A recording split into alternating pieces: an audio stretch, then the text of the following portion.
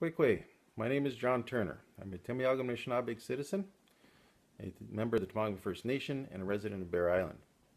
I want to share my thoughts regarding the vote on the proposed Temagami First Nation Land Code to be held this Saturday, June 24th.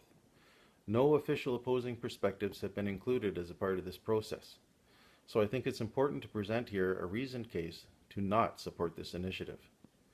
Although I would never doubt Chief Arnold Paul's and Second Chief Joe Catt's commitment to the Temagami First Nation and their genuine concern for the well-being and success of the community, I disagree with them on this one. Indeed, I strongly disagree with some points made in their presentations. I hear it claimed that our Aboriginal, inherent, and treaty rights will not be impacted by the proposed land code.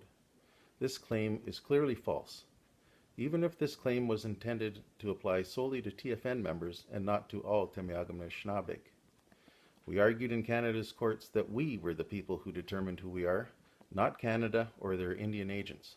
The courts agreed and recognized that we had this existing right. The court also agreed and recognized that all Temiagam Anishinaabe were the rightful party and beneficiaries of any settlement of our claim, and the government acknowledged that lands are to be a significant part of this settlement. It is clear that the current TFN leadership view this land code as a stepping stone towards its application to future reserve lands.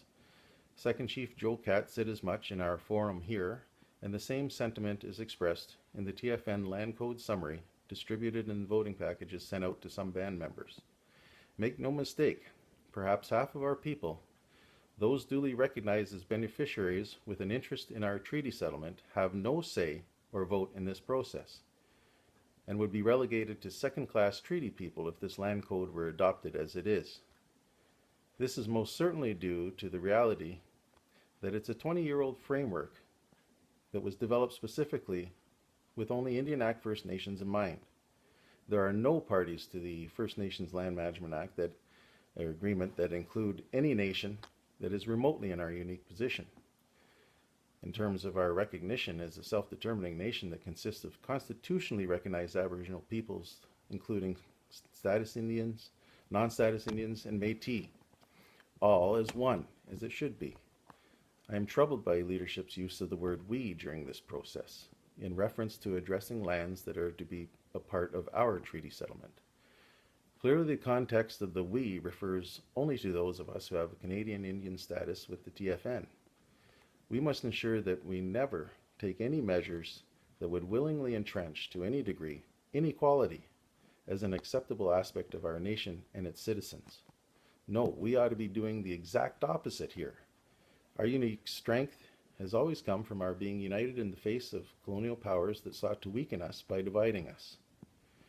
The proposed land code, under its current wording in section 31.4, and in the absence of a TFN membership code or a strong TAA citizenship code, would effectively codify a two-tiered citizenship, where our people would not be treated as equals on our own lands. Some of us would have full rights to own property. Others would not. They may at best obtain a lease, but only if those with Canadian government recognition happen to agree that it's okay. If this doesn't impact our Aboriginal treaty and inherent rights, I can't imagine what would. I can't express this point strongly enough. This type of inequality is totally unacceptable. Furthermore, under this proposed land code, some children of a status Indian parent will not have the right to obtain or inherit their family homestead in the full ownership sense that their parent had held it. Indeed, they may not even be permitted to their inherent rights in these cases. Surely this is not where we want to go. We cannot have any confidence that leadership will take any measures to ensure that such internal inequalities will be prevented, when leadership apparently does not even recognize or perhaps ignores that there is a clear case of mass injustice being contemplated here. Imagine Section 91(24) of the Canadian Constitution Act being held up as though it protects us, when in reality it is the clearly racist instrument used by Canada to legitimize the theft of Indigenous lands and as a way to dismiss the intent of the treaties already agreed to by the Crown. I want to say that the work of the people behind the land code was well done, and they have produced a solid draft that will certainly be of great value going forward. It can be conceded that strictly from a TFN perspective, this land code would indeed increase the ability of the TFN to do more than it may currently do under the Indian Act. I don't dispute this point. But there are areas of concern, as previously mentioned, and Section 3.2, for example, which would give this document the backing of Canadian law to override our own constitutions, our existing laws and policies, and any other laws we may choose to enact in the future.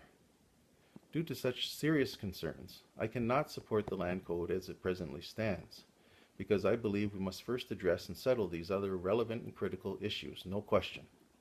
Also, it is imperative in decisions such as this that would have a targeted and direct impact on a segment of our citizens' lives that we, as we have done in the past, take appropriate measures to ensure that those directly impacted are themselves agreeable to the proposed act.